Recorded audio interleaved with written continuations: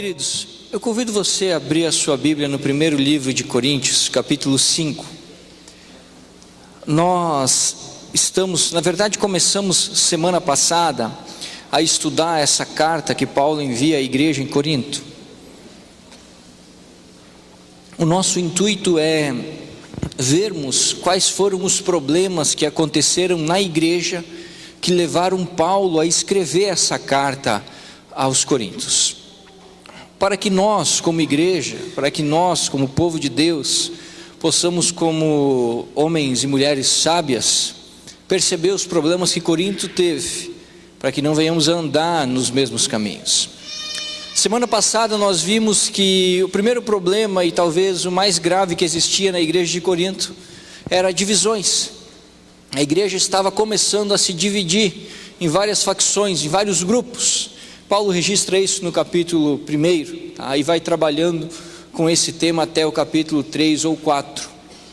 Hoje, o nosso estudo é capítulo 5, versículo de 1 ao número 13. E eu gostaria que você prestasse muita atenção ao que está escrito aqui, porque é um problema muito grave, muito sério, que tem assolado várias e várias igrejas. Diz assim o texto bíblico: por toda parte se ouve que há imoralidade entre vocês, imoralidade que não ocorre nem entre os pagãos, ao ponto de um de vocês possuir a mulher de seu pai, e vocês estão orgulhosos. Não deviam, porém, estar cheios de tristeza e expulsar da comunhão aquele que fez isso? Apesar de eu não estar presente fisicamente, estou com vocês em espírito, e já condenei aquele que fez isso, como se estivesse presente. Quando vocês estiverem reunidos em nome do nosso Senhor Jesus, estando eu com vocês em espírito, estando presente também o poder do nosso Senhor Jesus Cristo, entreguem esse homem a Satanás, para que o corpo seja destruído e o seu espírito salvo no dia do Senhor. O orgulho de vocês não é bom. Vocês não sabem que um pouco de fermento faz toda a massa ficar fermentada? Livrem-se do fermento velho, para que sejam massa nova e sem fermento, como realmente são. Pois Cristo, nosso Cordeiro Pascal, foi sacrificado. Por isso, celebremos a festa, não com o fermento velho, nem com o fermento da maldade e da perversidade, mas com os pães sem fermento, os pães da sinceridade e da verdade. Já lhes disse por carta que vocês não devem associar-se com pessoas imorais. Com isso não me refiro aos imorais deste mundo, nem aos avarentos, aos ladrões ou aos idólatras. Se assim fosse, vocês precisariam sair deste mundo. Mas agora estou lhes escrevendo que não devem associar-se com qualquer que, dizendo-se irmão, seja imoral, avarento, idólatra, caluniador, alcoólatra ou ladrão. Com tais pessoas vocês nem devem comer. Pois, como haveria eu de julgar os de fora da igreja? Não devem vocês julgar os que estão dentro? Deus julgará os de fora. Expulsem esse perverso do meio de vocês. Vamos orar, irmãos. Senhor, nos colocamos em Tua presença nesse momento para pedir a sabedoria que vem do Teu trono de graça, para que nós possamos compreender a Tua palavra, Deus. Também pedimos que o Senhor tenha total liberdade em nosso meio. Que o Teu Espírito Santo, Senhor, venha sobre nós e nos ensine as Tuas sagradas letras, que são capazes de nos ensinar a viver dignamente nessa terra. Fala conosco, Senhor, em nome de Jesus. Amém. Queridos, sem sombra de dúvida, esse é um texto triste das Sagradas Escrituras. Esse é um texto que, ao lermos, nós nos sentimos assim um tanto quanto incomodados, pois ele registra a inércia, a ineficácia, o descuido, a displicência e a conivência de uma igreja inteira com o pecado.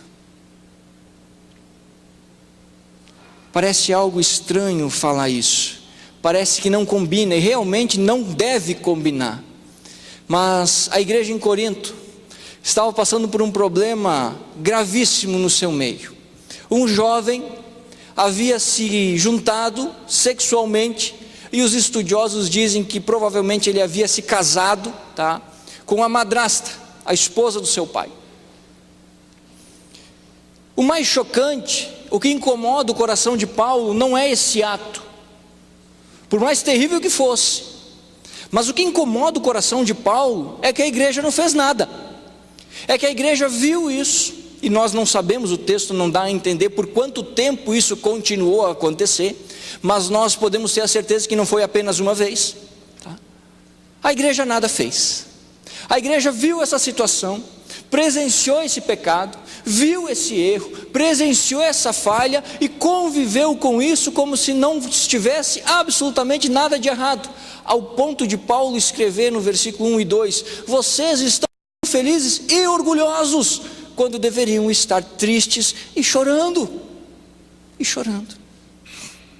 O grave problema do capítulo 5 não é a imoralidade sexual desse jovem com essa mulher, mas é a conivência da igreja com o pecado.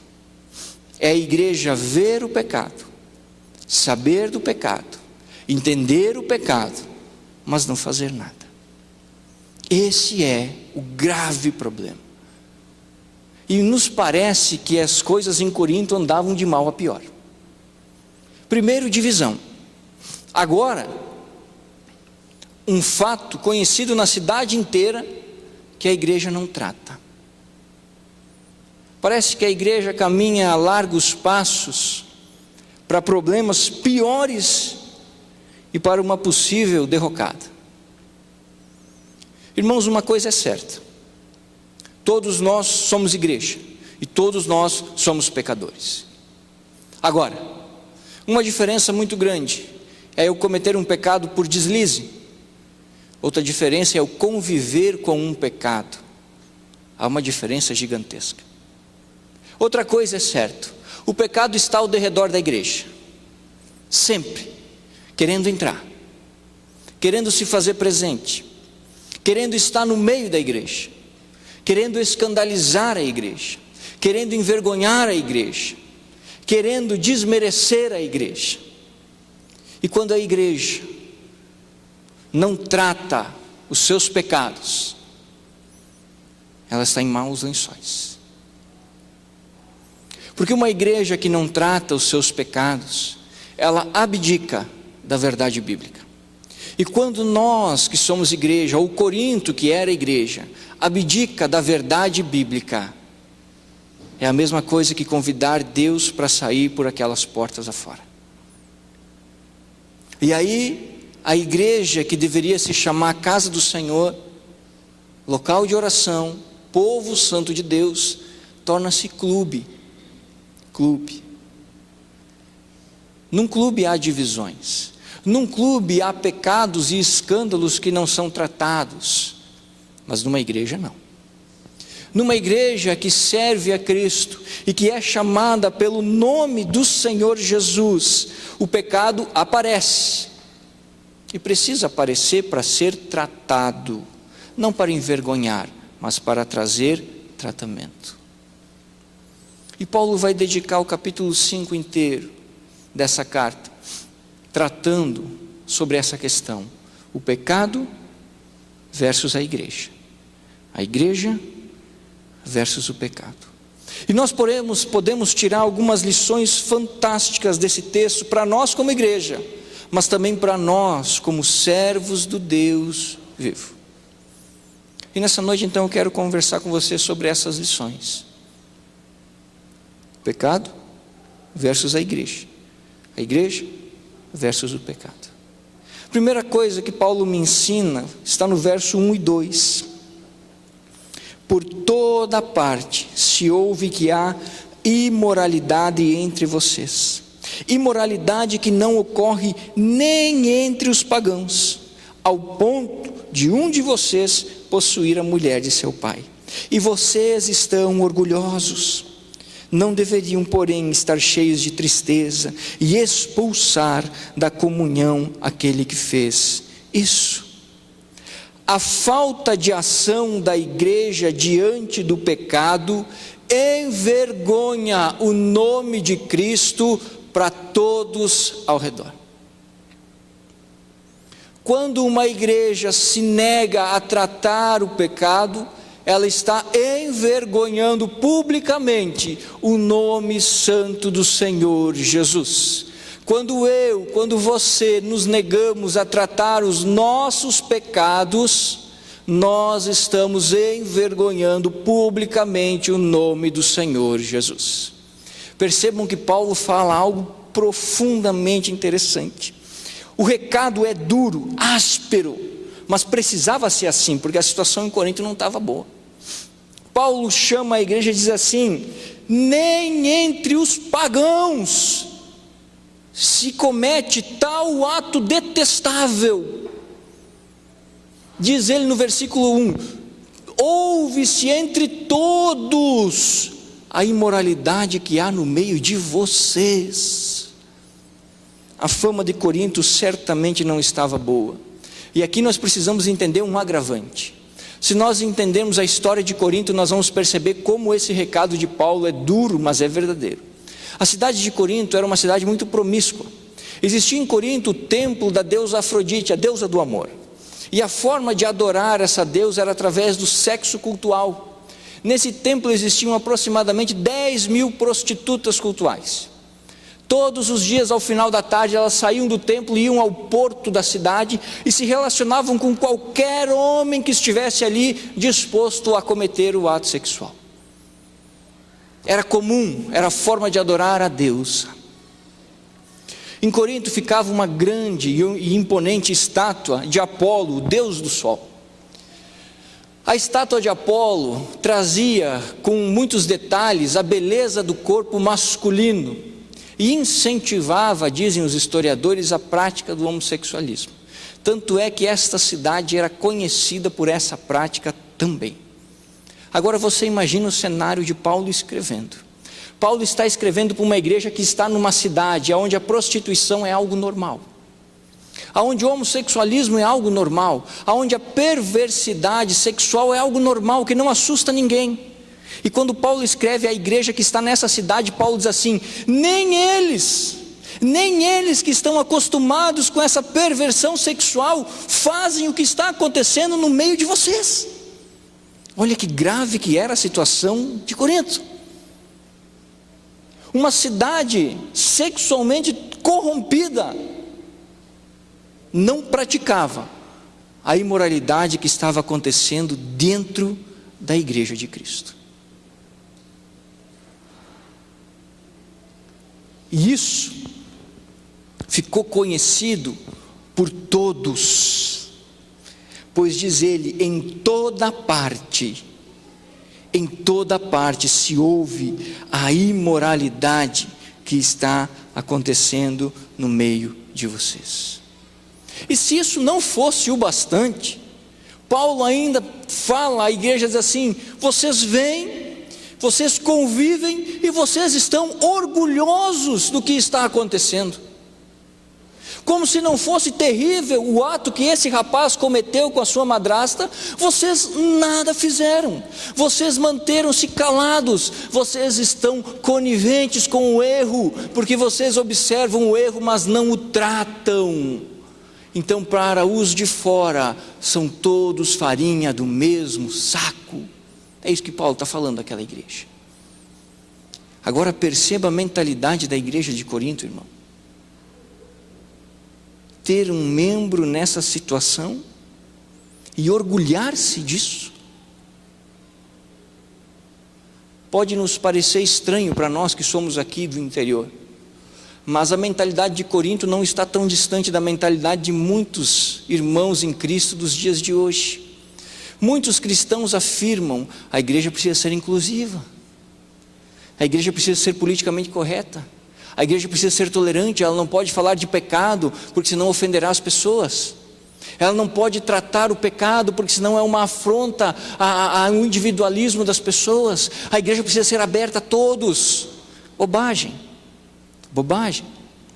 A igreja é aberta a todos.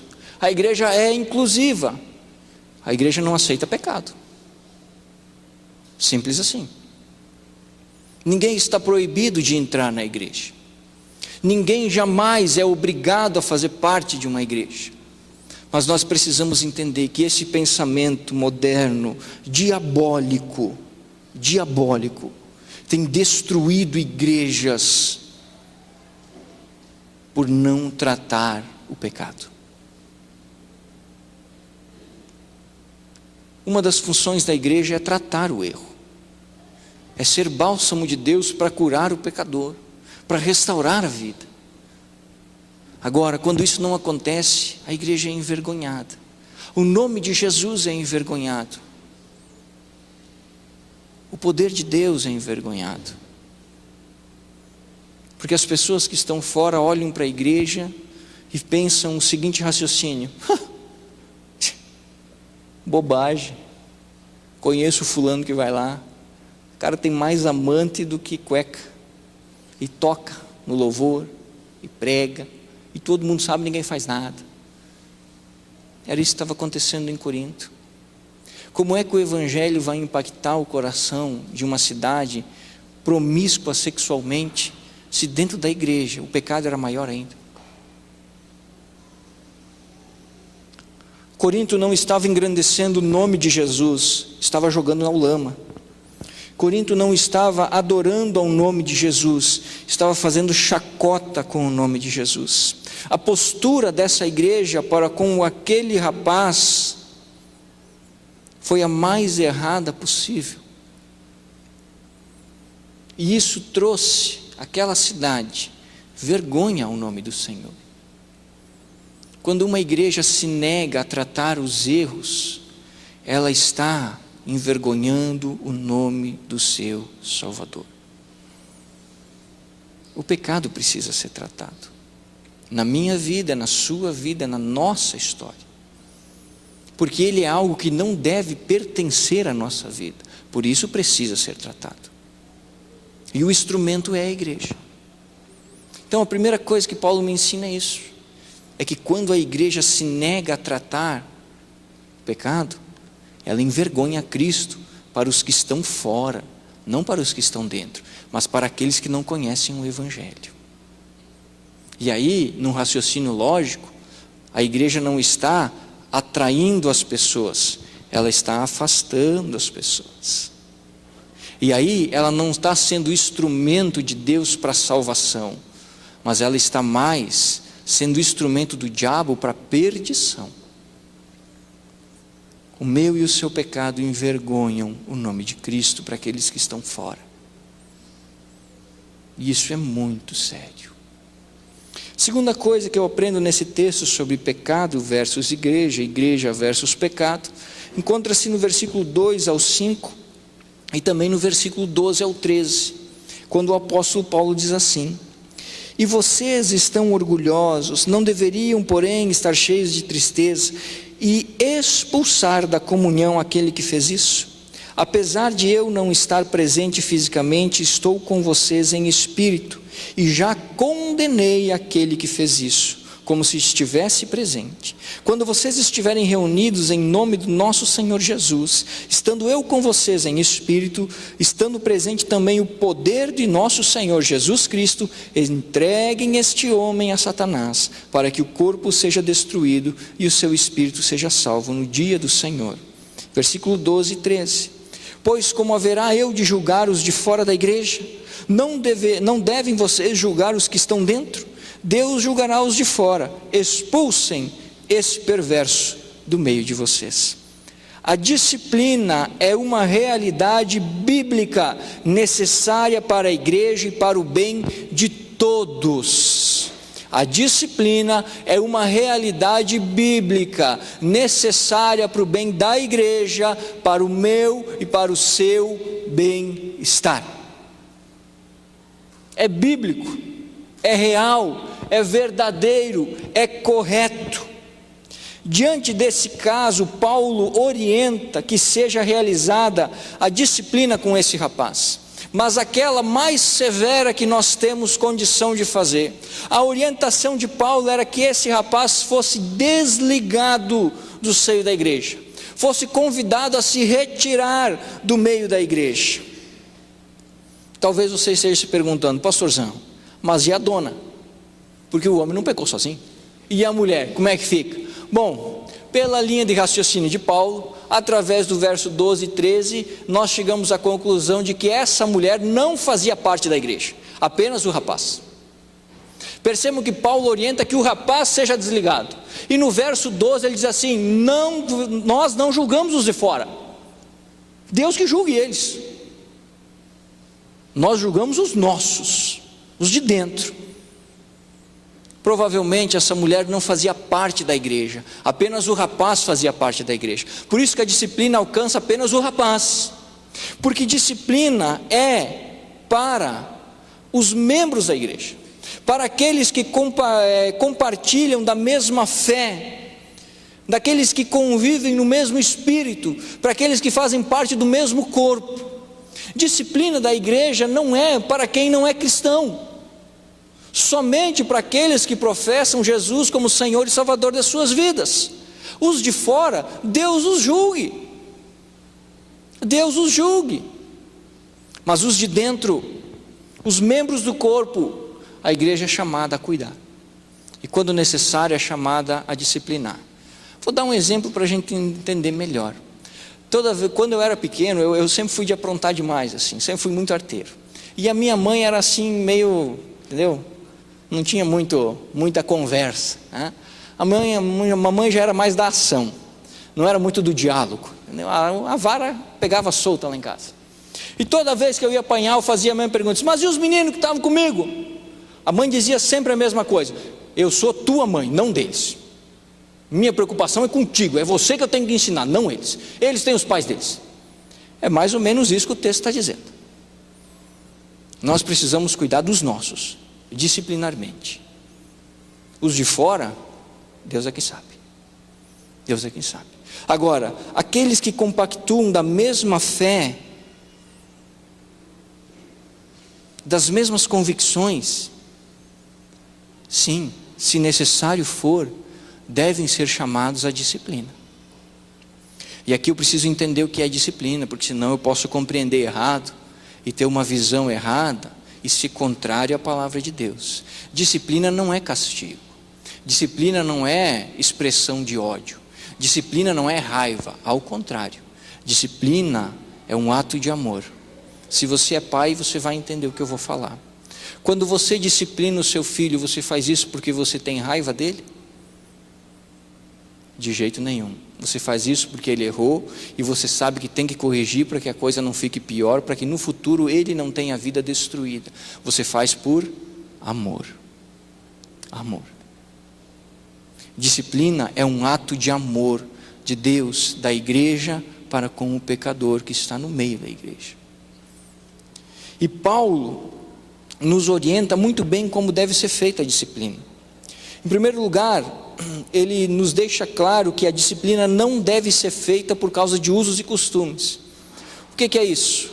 Paulo está dizendo que disciplina é algo sério, para pecados verdadeiros. Vou dar um exemplo. Você cortou o cabelo, entra em disciplina. Bobagem, bobagem. Em nenhum texto da Bíblia você vai encontrar base para que é pecado você cortar o cabelo. Eu não vim no culto de ceia, é disciplina. Não, disciplina é coisa séria, é para momentos sérios.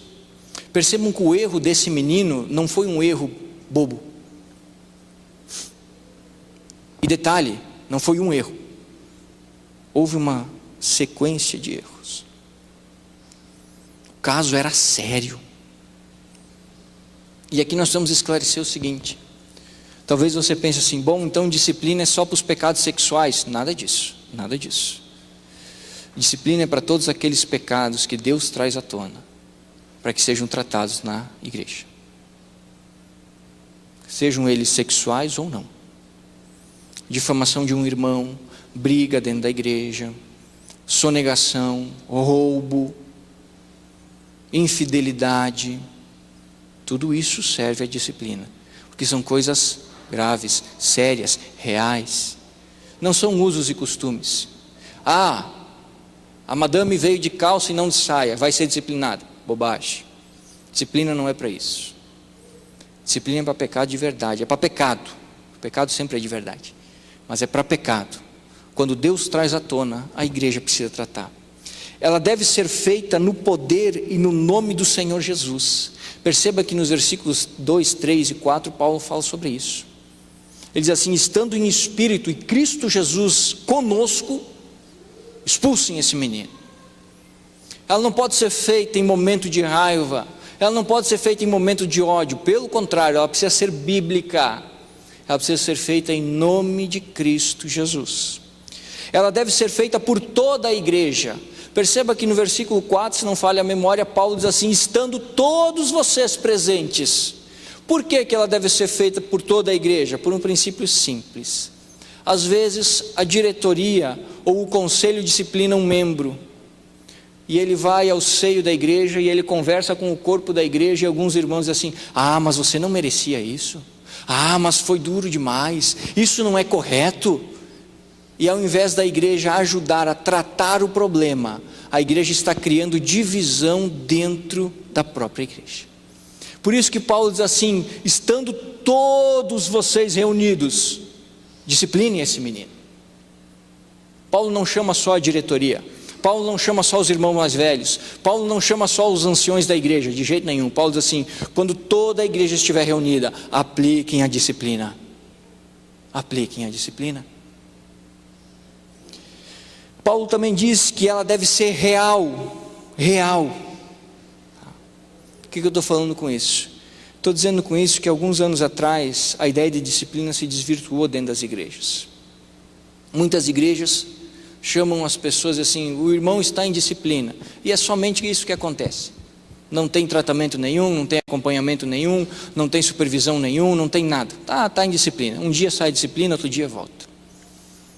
A disciplina precisa ser real, verdadeira, porque ela tem um objetivo. O objetivo dela é restaurar o pecador, é ajudar o pecador a restaurar a sua vida, é ajudar aquele que peca a consertar a sua história.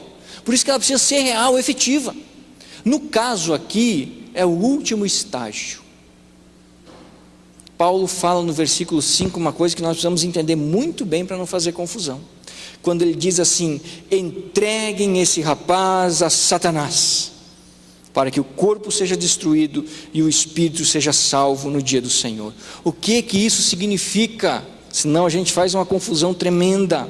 Simples. Paulo está dizendo que esse rapaz deve ser excluído da igreja, deve ser retirado como membro da igreja, deve ser convidado a se retirar da membresia da igreja, tá? Tudo segundo Mateus 18, 15 ao 17, como nos informa o próprio Senhor Jesus tratando desse assunto. Há um rito, há uma sequência, não é de uma hora para outra. O que Paulo está dizendo é que esse menino, esse rapaz, deveria ser desligado da igreja devido ao seu pecado. E aqui é preciso entender o seguinte: Paulo não está falando sobre salvação. Paulo não está falando que esse menino perdeu a salvação. Até porque no final do versículo 5 você vai ver que Paulo diz assim: para que o espírito seja salvo. Paulo não está dizendo que esse menino perdeu a salvação, de jeito nenhum. Paulo está dizendo que esse menino perdeu o seio da igreja, que esse menino perdeu a convivência da igreja, que esse menino perdeu a realidade da igreja, que esse menino perdeu a presença da igreja, que esse menino perdeu a proteção da igreja, que esse menino agora estava no mundo, e no mundo quem reina é Satanás. É isso que Paulo está dizendo. Paulo está dizendo assim: devolvam esse menino ao mundo, para que seja reinado sobre ele Satanás, para que ele tenha a oportunidade de aprender o erro que ele cometeu e mude a sua vida. Irmãos, o inimigo domina o mundo, mas não tem poder sobre a igreja. A igreja é parte ativa e constante do reino de Deus nessa terra. O inimigo não tem poder sobre a igreja. O que disse Jesus? As portas do inferno não triunfarão sobre a minha igreja. A igreja é parte do reino. Você que faz parte da igreja, você faz parte do reino. Você está sobre a comunhão do reino, sobre a graça do reino, sobre a proteção do reino. É isso que Paulo está dizendo quando ele diz assim: mandem esse menino de volta ao mundo, para que ele saiba, para que ele tenha a oportunidade de mudar a sua história, porque talvez debaixo da mão de Satanás, sendo pisado pelo inimigo, ele venha se arrepender do seu pecado e volte ao seio da igreja. Essa é a parte mais terrível ou mais difícil da disciplina. É o último estágio, quando você, quando eu, quando nós como igreja precisamos desligar alguém. Pastor, como isso acontece? Simples. Acontece quando alguém que faz parte da igreja está em pecado, é repreendido pela igreja, é ensinado pela palavra a mudar a sua vida, mas permanece em pecado e não tem interesse em mudar a sua história. Nesse momento, é a hora do que Paulo está falando em Coríntios capítulo 5. E irmãos, eu posso dizer para vocês como pastor que essa é uma das coisas mais difíceis de se fazer no ministério pastoral. É uma das coisas mais terríveis você ter que chegar ao ponto de excluir alguém do seio da igreja. Às vezes nós não nos damos conta, mas se nós não estamos debaixo ou no meio da igreja, nós estamos nos braços de Satanás. E isso é muito complicado. Isso é muito difícil. É preciso de sabedoria, é preciso de oração, mas não pode haver covardia, porque o nome do Senhor Jesus precisa ser preservado. A glória de Deus precisa ser preservada. E não há justificativa nenhuma para que eu ou para que você venhamos a sujar o nome daquele que é Senhor sobre a nossa história. A orientação de Paulo, ela é dura, mas ela não é um ato de vingança, ela não é um castigo, nem uma demonstração de raiva. Ao contrário, ela é a última ação na esperança do amor dos irmãos e da igreja e de Deus pela vida daquela pessoa. Para quem sabe, diante dessa realidade, diante desse choque real, essa pessoa venha a entender que o caminho que ela está trilhando é contrário à Sagrada Escritura, é contrário à verdade de Deus, é contrário ao próprio Cristo, e ela precisa mudar. Ela tem que mudar. Eu preciso mudar. Eu tenho que mudar. A disciplina é bíblica. E ela é bom para a igreja e para todos nós. Terceira coisa que eu aprendo com Paulo está no verso 6 ao 8. Quando ele diz assim: o orgulho de vocês não é bom. Vocês não sabem que um pouco de fermento faz toda a massa ficar fermentada. Livrem-se do fermento velho, para que sejam massa nova e sem fermento, como realmente são. Pois Cristo, nosso Cordeiro Pascal, foi sacrificado. Por isso, celebremos a festa, não com o fermento velho, nem com o fermento da maldade e da perversidade, mas com os pães sem fermento, os pães da sinceridade e da verdade. O perigo de se tolerar o pecado dentro da igreja. Como é perigoso a igreja fechar os olhos para o pecado. Paulo usa um exemplo. Ele fala sobre o fermento, fazendo citação à Páscoa lá do Antigo Testamento. E Paulo diz assim: olha, um pouquinho de fermento, não importa a quantidade da massa, mas se tiver um pouquinho de fermento, toda a massa se perde. Você deve lembrar que na Páscoa do Antigo Testamento, os judeus não poderiam colocar fermento na massa.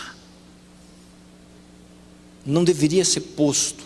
O fermento na Bíblia, ele é símbolo de pecado, de erro, de falha. E o que Paulo está dizendo aqui é que quando a igreja fecha os olhos para o pecado, dentro dela, aquele pecado começa a borbulhar e a se espalhar.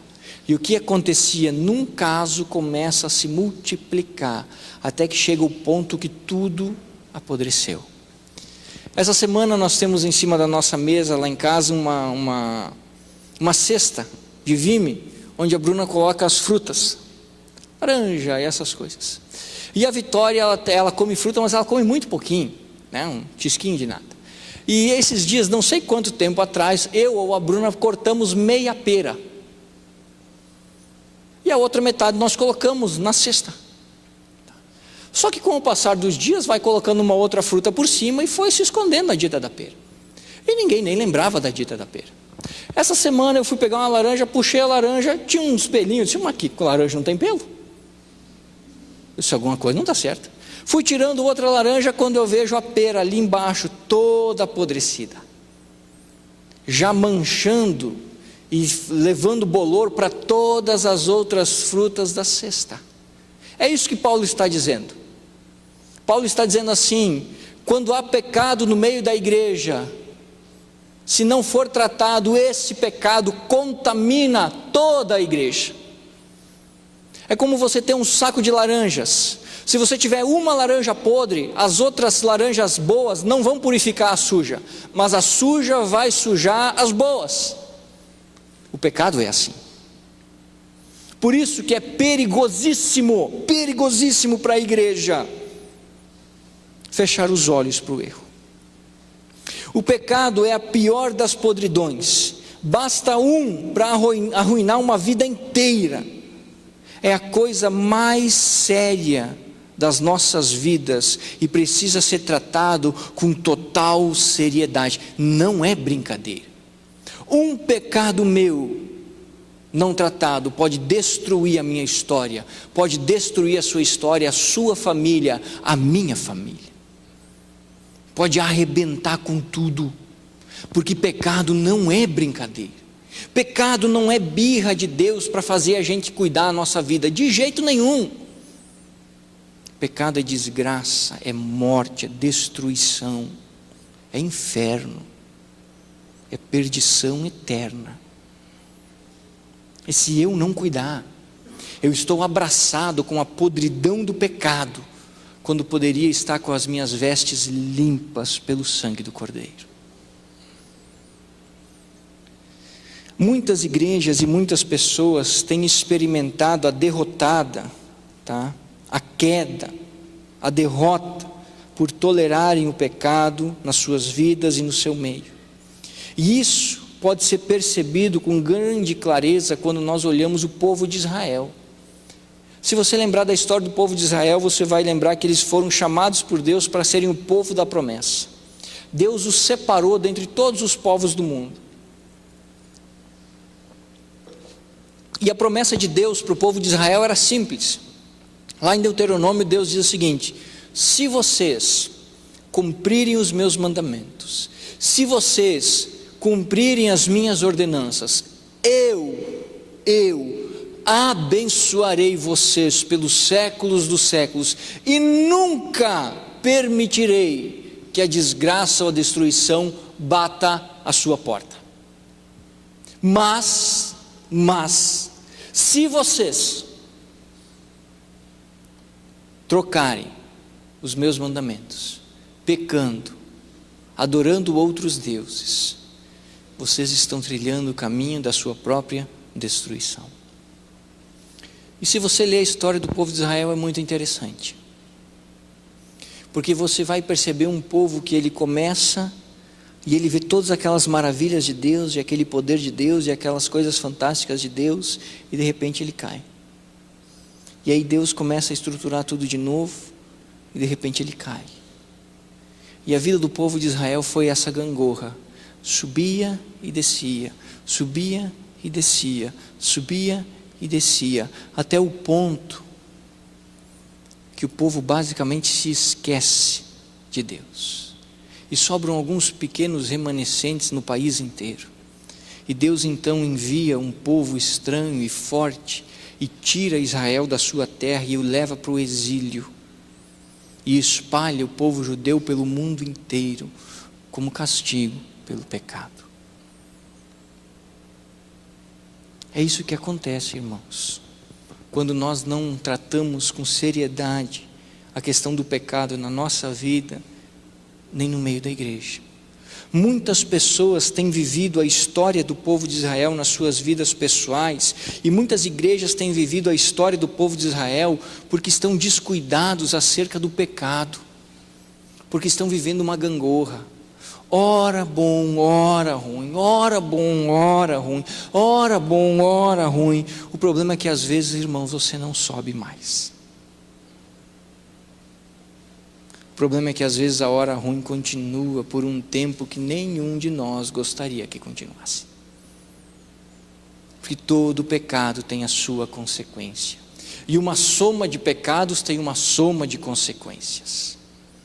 E todas elas nós precisamos destrinchar.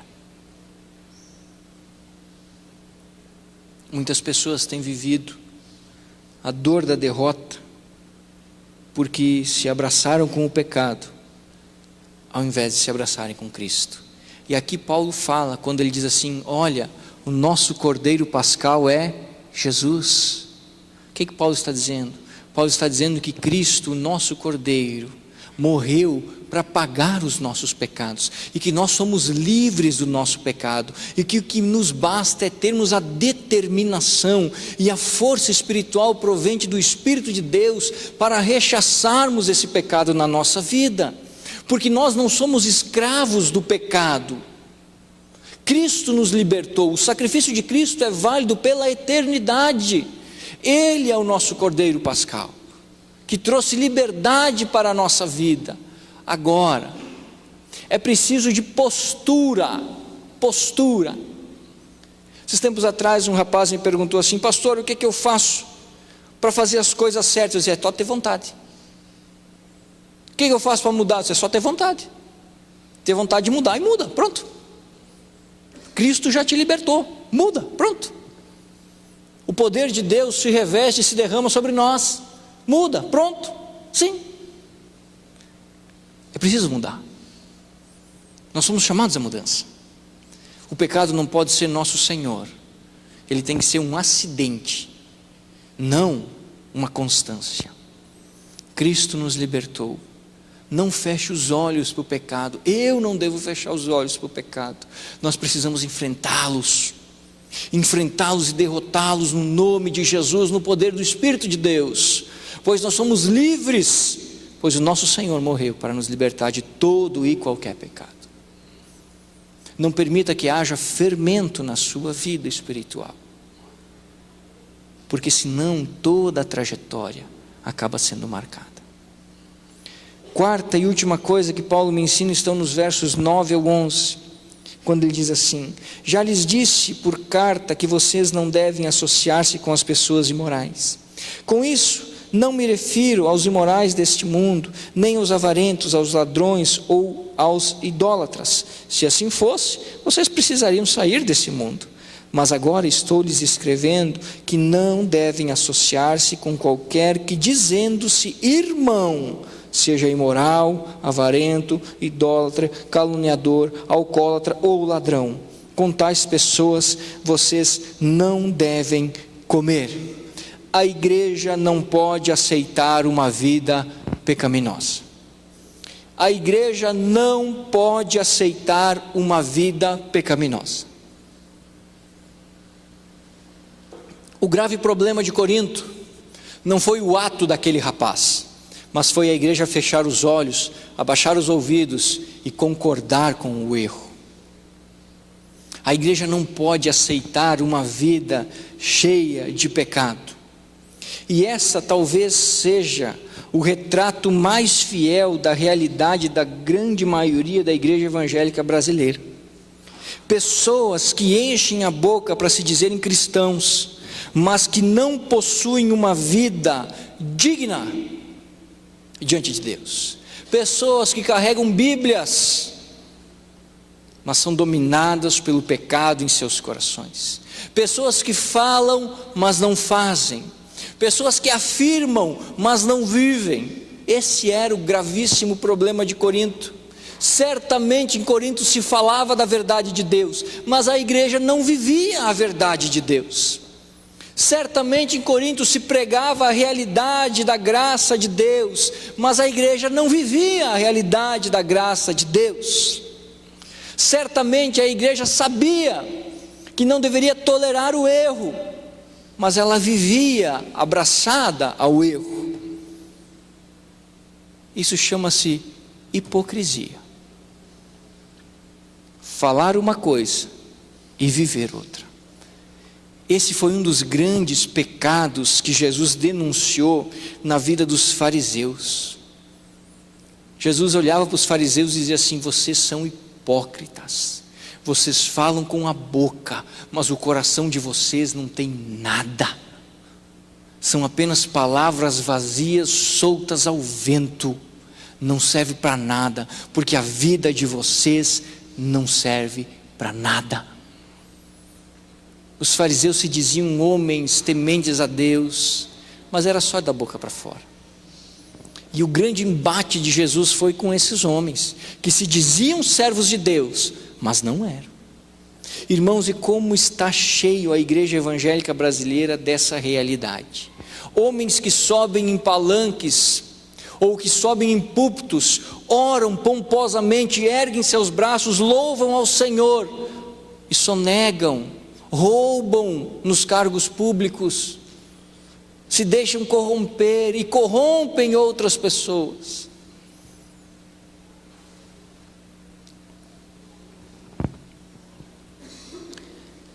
A igreja não pode aceitar isso. A igreja não pode aceitar que alguém proclame o nome de Cristo, mas minta constantemente, tire vantagens indevidas, sonegue, calunie, vingue-se, seja rancoroso, tenha ódio constante, maltrate as pessoas, ame mais o dinheiro do que os outros, traia sua esposa, o seu marido, tenha uma vida dupla.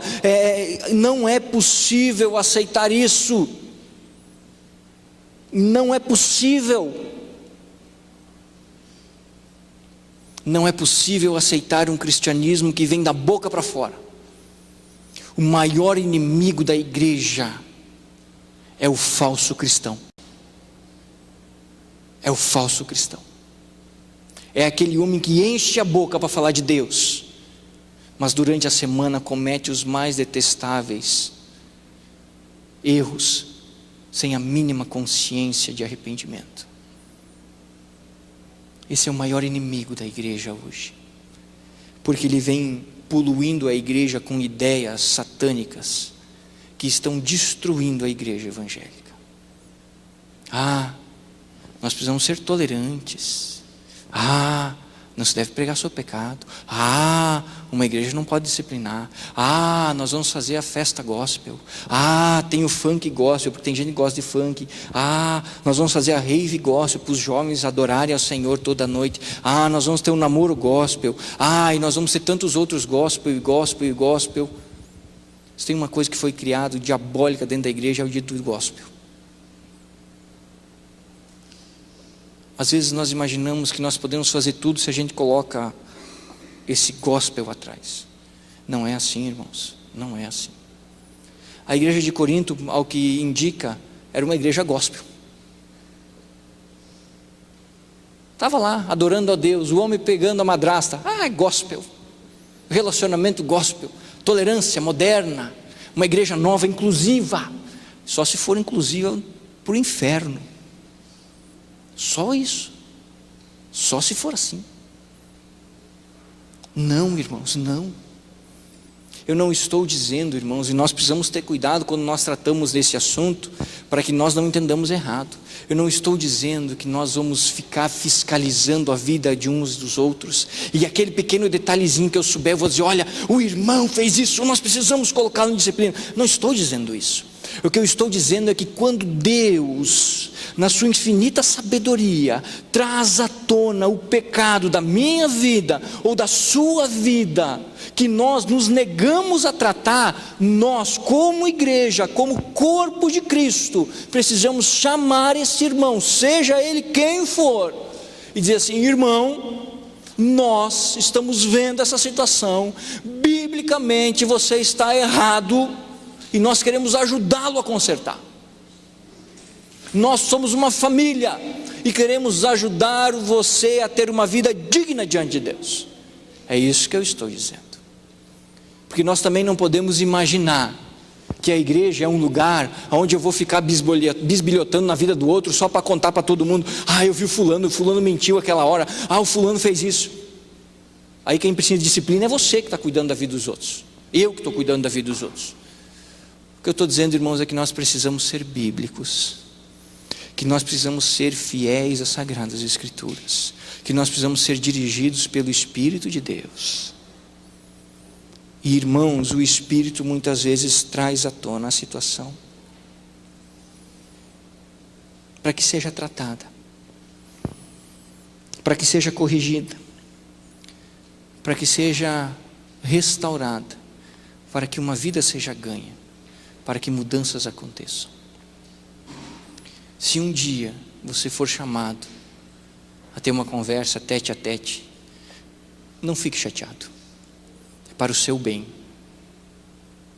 Se um dia, porventura, você tiver que passar por uma disciplina, não baixe a sua cabeça, entristeça-se pelo seu pecado, mas não baixe a sua cabeça, porque o que está acontecendo é para o seu bem. É como um pai que disciplina o filho para que ele seja um bom homem, uma boa mulher, uma boa pessoa, alguém de bem, correto. Igreja, irmãos, é algo sério.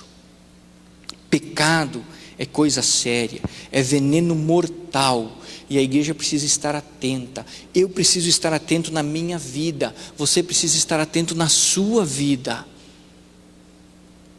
Antes de nós olharmos a vida uns dos outros, é interessante seguir o conselho de Jesus, quando ele diz assim: antes de olhar o cisco no olho do seu irmão, arranque a árvore inteira que existe no seu olho. Analise a sua vida. E hoje nós vamos ter uma oportunidade, nós temos o culto de ceia. E eu quero convidar você agora, nesse momento, a fechar os teus olhos aonde você está. E eu quero convidar você a fazer uma análise da sua vida.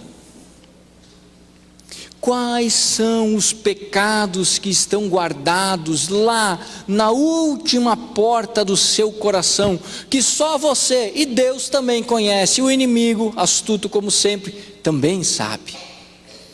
Quais são os pecados que eu preciso confessar diante de Deus, que você precisa confessar diante de Deus, e que nós precisamos abandonar a sua prática?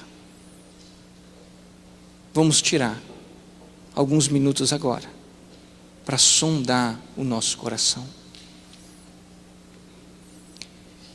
Como está a sua vida? Como está o seu comportamento? Como estão os seus pensamentos, os seus sentimentos? Como anda a sua trajetória com Cristo? Irmãos, eu preciso abandonar alguns pecados, confesso para vocês. Eu preciso abandonar alguns erros. Nós precisamos abdicar dessa sujeira que às vezes nós insistimos em segurar. Façamos hoje uma diferença na nossa história, um marco, onde tomemos uma decisão e juntos caminhemos para os braços de Cristo, que nos limpa de todo e qualquer pecado. Ore ao Senhor, coloque o seu pecado diante de Deus, dê nome a Ele. Dê nome a Ele e o entregue a Cristo, pois Jesus, o nosso Salvador, morreu, e quando Ele morreu, Ele levou sobre Ele os meus e os seus pecados, que hoje nós estamos colocando aqui diante do Senhor. As nossas vestes são limpas, não pela justiça nossa, mas pelo sangue do Cordeiro que morreu na cruz do Calvário. Clame ao Senhor e Ele perdoará os seus pecados. Enquanto o Ministério de Louvor canta essa canção, nós vamos pedir perdão pelos nossos pecados. E depois todos nós, alegres e contentes, vamos ceiar e anunciar mais uma vez: vem, Senhor Jesus. Ore no seu lugar, não se distraia, ore ao Senhor. É hora de limpeza.